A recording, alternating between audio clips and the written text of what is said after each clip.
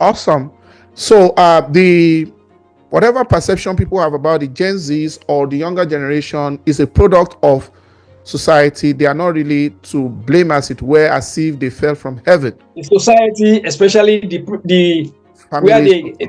they came from, the families they evolved from. Okay. Now, when you look at the space generally, what will you say have been the impact of social media on this, on all of us? Because you see, there's a Yoruba artist that sang a song that while your mates are making progress, you are busy just disturbing the neighborhood. Now, we see some of those things shared on WhatsApp, how people are using tech in other places, inventing and just, creating things and exporting to Africa. But what we do is to consume, and even the soft space, which is the social media space in the use, we see skits, we see entertainment, which is good. They make people happy. We see a lot of, violence. We see a lot of things. So while people are teaching their own generation, some other parts of the world, coding, AI, software engineering, and taking, leadership in space and other things, we are just busy, just pinging, tweeting, and Facebooking, threading, Snapchatting, and it's just the fun part of it. And then to abuse ourselves, to cuss ourselves out, and to just do some things that don't really add value altogether. What's your opinion on the social media space? Social media space and the way you use social media? Yeah, on the social media space. The social media space is like a bag of fruits or like a bag of oranges.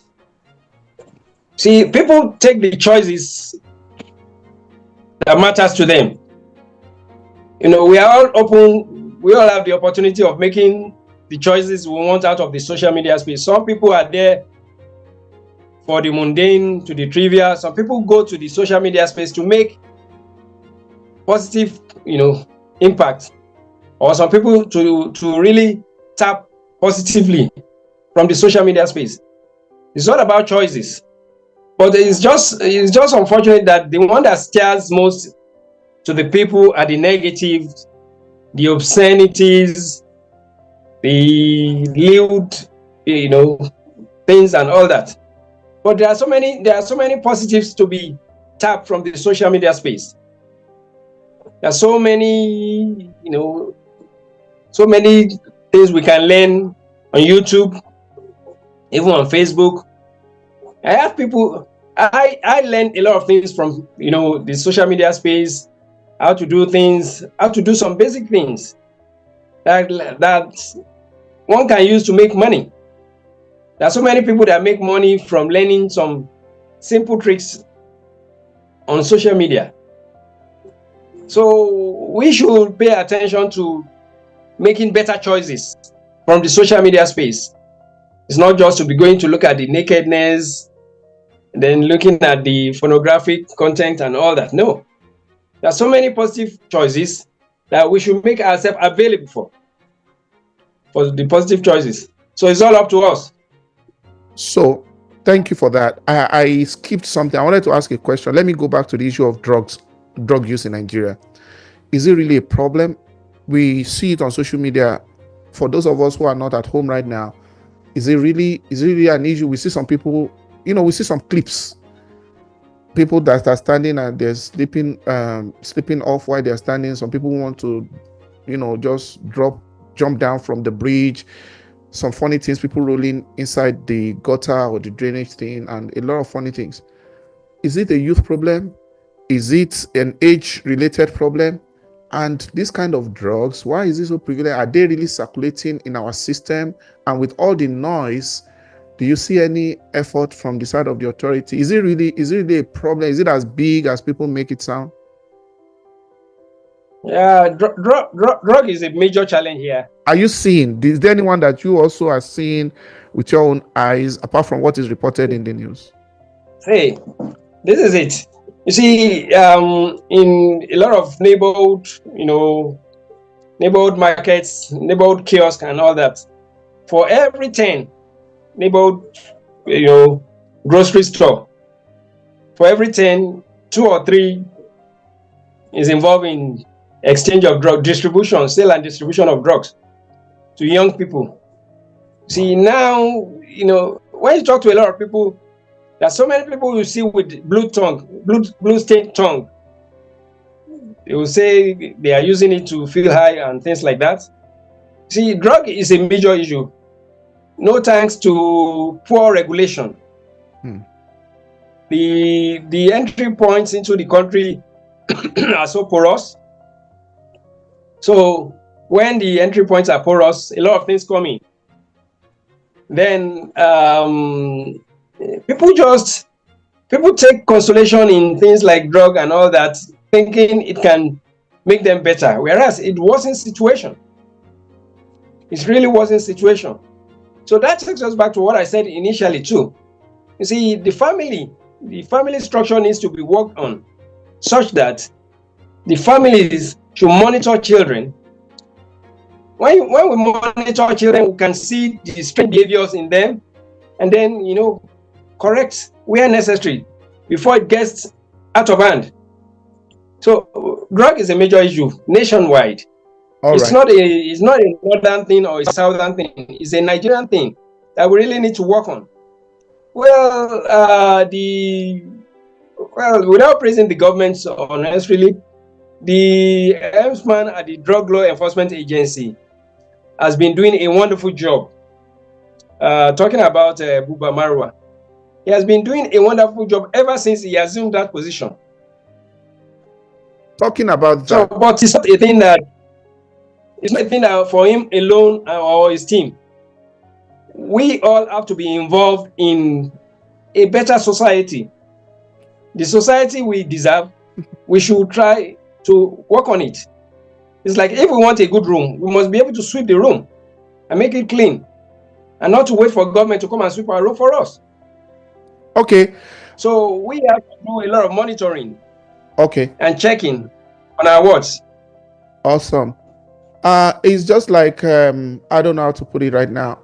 Honestly, I agree with you that on a larger scale, when it comes to the courier part of it, everybody can testify that there have been a lot of cache of drugs that the agency have been able to intercept, and some of the times they turn down inducements from the criminals. But how can we reconcile it? Just like Fela sang, water everywhere, there is none to drink. You'll see on the mega side, on the side of controlling the trafficking of the drugs, we see the effort of the agency. But their mandate includes actually preventing the proliferation and the penetration and the circulation, the distribution of these drugs into our system. How come we have that prevalence? How can we reconcile that we are seeing them, we are hearing what they are doing, stopping these people? That's what I said. That's why we all need to be involved. It's like security. Drug prevalence too is like security. Security is everybody's business. Same thing with drugs. Well, some people they have that mandate to just take care of things. They have been assigned. That's why they are paid. That's why they are employed.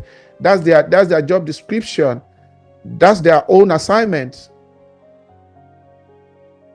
Well, you see, drug move freely within the society because the compromise level is so high, and then some people, the drug industry is a big industry, highly financially rewarding for those involved in it. So there's a lot of money to throw around for drug to be distributed, for drug proliferation and things like that. So it's worrisome. But the financial reward in the drug industry is so high that people can compromise to just pass it on. Okay. And the effect is enormous. It's killing the system. Thank you so much, Lai. Can I also ask this question? Because if we do this interview and do not recognize your contribution to Ogun State, it will be very unfair to what you do out there in the social media space, sharing information and calling government attention to things that need to be done, giving kudos where necessary. You have this engagement. You are a chief. You are a chief of one of the major, historical cities or town, will I say, in Ogun State, Ota. Now, in the scheme of things, we see a lot of, infrastructural deficit in Ota. I don't know how to do this. If you don't want to comment, it's just okay. Just tell me to pass it on, because I don't want to put you, in a difficult position to say. But no. yeah, we that don't live in Ota, even when people pass through Songo, they pass through that, side, they go through Songo, you mean? Songo Ota, they pass through Idiroko Road and everything, especially the road and other things, and some other things that people believe Ota is the most industrialized part of Ogun State, up to, all the extension of Ota. Like Aton, Agbara, and they are not extensions, but on and on there towards. They are part of the local government. They are part of the local government, and Ado Dota up to Igbesa and all of those things. Is it that Ota is forgotten, neglected, or non-existent, or they only come when the votes are needed because of the population density? Why is Ota so the way it is infrastructurally? Is this something you're okay with? Ota, I don't know. Ota local government deserve a better deal from the government of Ogun State, no doubt. You said it, this is the most industrialized part of the state. One of the fastest growing local government in Nigeria in terms of industrial growth. The contribution of this local government to Ogun State IGR revolves around 70 to 65%. I'll stand to be correct about that. But it's unfortunate that the commensurate response, attention, or returns from the government doesn't match, cannot be reconciled with what the government benefits from the state, from the local government, we keep engaging, we keep, dialoguing with the government of the day that the revenue comes from here, the votes come from here. But, well, we will expect you people to at least reciprocate with the appointment, with the infrastructure, with attention, with the regard for the golden egg. Well, we will continue. We'll continue. And then you say, this is how to, the whole thing is deliberate, but this is how it affects the government. Lagos State today, the IGR in Lagos State is around, is approaching 1 trillion now. Lagos is about 2 billion naira daily. Talking about IGR. But in Ogun State, it's around 150 billion naira. See, is the distance, the contiguity, the closeness doesn't match the revenue, accruals in Lagos. Lagos, which is about just 5,000 square kilometers, and Ogun State that is around 16, 17,000 square kilometers. See, the meaning is that we can take 4 or 5 Lagos states in Ogun State. And then all that the visionary leadership in Ogun State needs is to develop the borderline between Lagos and Ogun, to be able to generate a revenue. Even I'm not talking about matching Lagos, naira for naira, but we should be able to generate at least 50 to 60% of what Lagos is generating. Now, how do we do that? Develop the borderline, starting from Agbara up to Shagamu. But the leadership of Ogun State has not been blessed with good leadership. Sorry to say this, because the area that needs development most, the critical area that need development, is constantly denied development for sectional reasons, for primordial reasons. So, and that is why the Ogun revenue is a far cry from what is made in Lagos. The day we have the leadership that pays attention to the closest portions of Ogun State to Lagos, the contiguous parts. Yeah. I have a question to I rider to that. You are not the spokesman for our community, but the truth is this: from childhood, I grew up in Songo myself.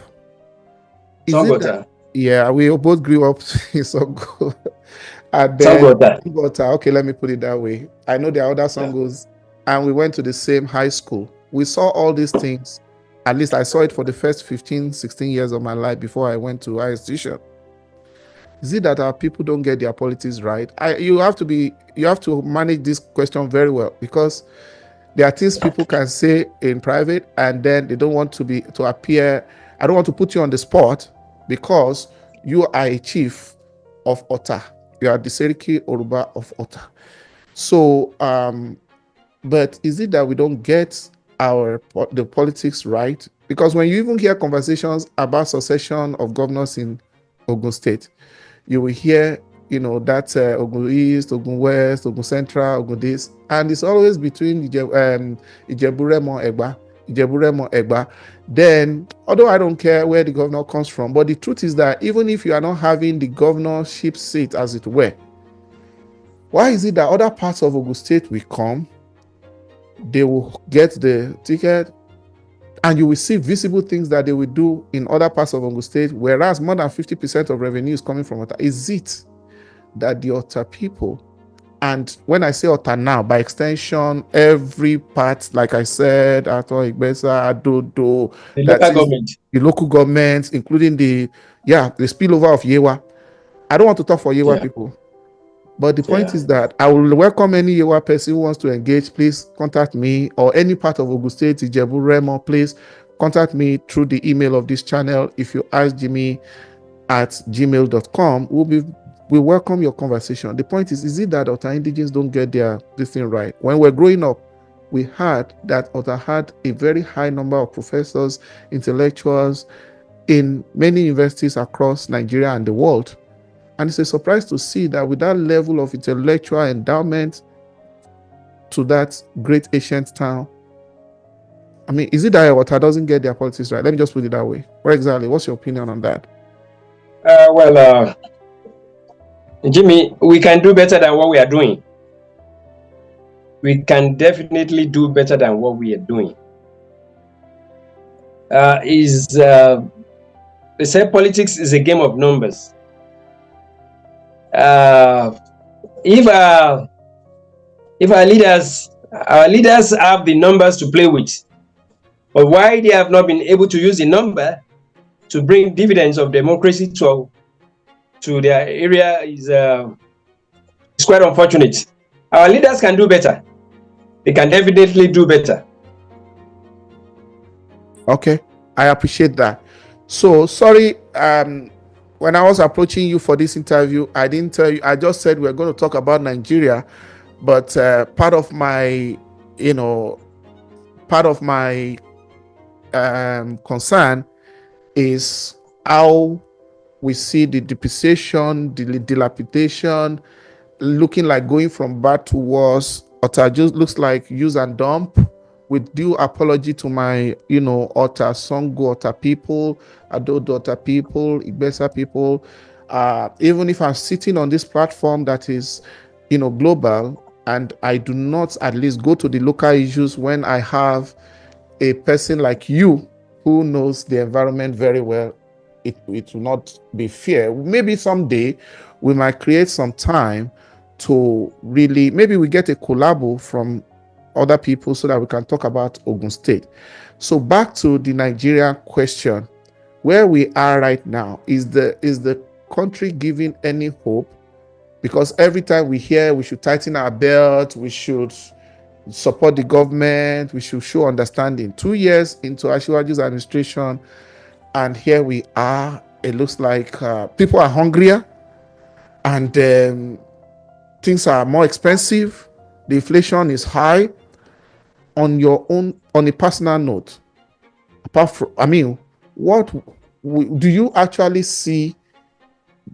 If the government, would you say the government is moving in the right direction? Because I keep saying something. There is macroeconomic policies, there are macro policies, and we need to see the micro effects, because those policies, they are not just at large. Ultimately, they are supposed to have effects in the everyday life of the people.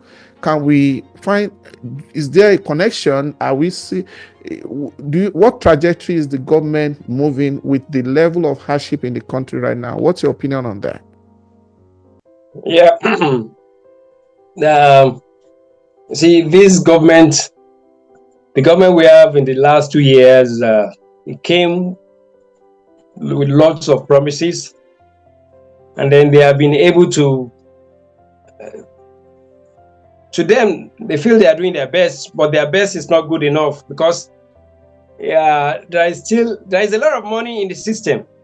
There's a lot of money thrown around, there's a lot of money in the system, but there is a big disconnect from the huge funds, the big projects and everything, and the lives of these common citizens. So there's a big disconnect. There's a lot of money. You see, then the government really needs to make things easier by trying to break down this structure, so that we try, we have tried different types of systems of governance before, but if we try what we used to have in those days, where we have the regional arrangement, then maybe, then when people are closer to the leaders that are accountable to them, then maybe we'll be able to hold them to account, and then that way, the connection will be better. Because what the present structure, where everybody depends on Abuja, then the Abuja leaders, they will just, in a year, they come to the constituency once or twice, stay in Abuja, from Abuja to New York, from New York to London, from there to South Africa, and then back to Abuja. There is a big disconnect between the people and the leaders. So when there's a lot of money in the system, but it's not getting to the people. It's not getting to the people. Nobody is saying that leaders should hand over cash to citizens. No. What we are saying is that let the people have the roads to use. You can't give everybody cash, and you can't give everybody rice. I don't know. I don't believe in this rice sharing policy that they carry about.